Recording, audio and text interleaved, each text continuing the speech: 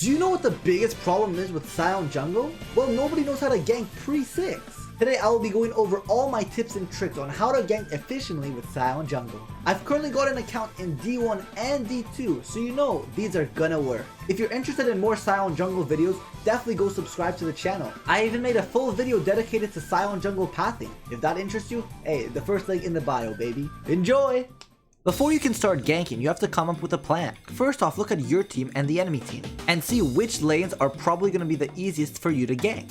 Since you're Sion jungle, you're looking for champions on your team that have a lot of hard CC early, and for the enemy team to have no mobility. Obviously, it won't work out in your favor every single game, but that should be your starting point. After you figure that out, you want to have an idea who is going to be pushing the wave. In each lane, who is going to have the push. If you don't know, just watch the lanes. But as you play the game more, you'll have a better idea of which lanes are going to be shoved and when you can actually gank those lanes if they're overextended. The last thing you do before you gank is track the enemy jungle. If you know where the enemy jungle is, you'll be able to execute a lot more ganks, including counter ganks or being able to gank yourself without the enemy actually counter ganking you. So tip number 1 is to figure out the champions on both teams and where it's easiest for you to gank. Figure out if the enemy team or your team is going to be shoving the waves depending on the lane. And third of all, track the enemy jungle. Okay, now let's get to some ganking. The first ganking style we have is ganking the overextended lane.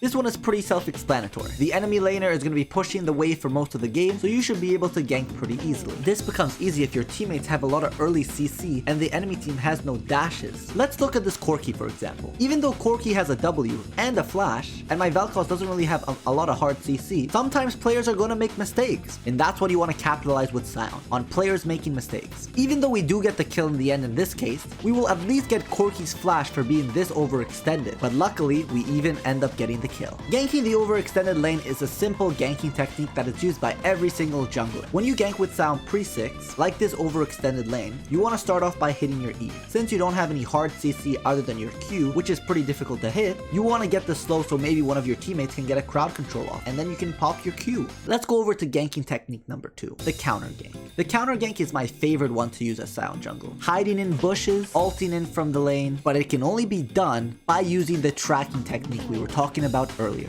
In this game, I knew Viego was pathing towards top side, so I ended up going into the top bush to wait. With Sion, you have to be very patient. You don't want to rush out and show yourself because your full damage is on your Q. So getting a fully stacked Q like that is always going to be a jungle diff because the enemy jungler doesn't expect it. Vision is Sion's best advantage because if you can't see him, most of the time people don't think he's actually there. As we just saw with that counter gank top, which I used all the time, and you don't even know how many people actually fall for that trick. You can even be creative with it and use it in other spots, like in the dragon pits. We saw that the Zac just recently ganked bot lane and they're walking towards the dragon. So instead of just face checking them, we hide in the pit and get a fully stacked Q and kill both of them. That's the small things that you can do as a Sion jungle to separate yourself to be an extremely intelligent player. This technique also works not for even counter ganks. If you want to gank through the lane, because I know pre-6 sometimes you can't get behind them because they ward, so sometimes you just gotta go straight into the lane. In this play, I walk through the lane and I just wait and be patient because you know the enemy team is gonna walk up. And while Nami walks up, she gets punished for it. And even then, I level up and I can even dive at that point since nobody's there to contest. And even if they do contest, I have my team to support me.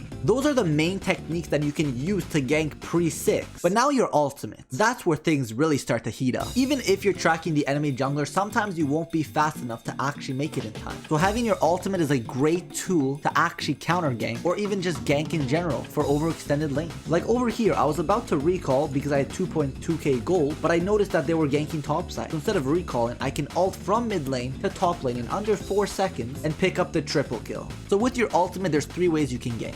You can gank through the lane, through the river, or even behind them. Usually when you gank with Sion with your ultimate, you either gank bot or top, not usually mid, because most mid laners have some sort of mobility. But in this case, the enemy mid laner was a Victor and we have a Fizz, and I timed the Victor's flash so it wasn't up, so it's a free kill every time. Just watch this. Victor did flash when I flashed, right? So if I can go ult mid, we can just go mid. Go in. And now he's just dead. So it's a great combo right there. It's no counterplay needed. It's a simple, easy, and effective gank. Hopefully you guys learned something today. And if you did, go hit the subscribe button. Bye-bye!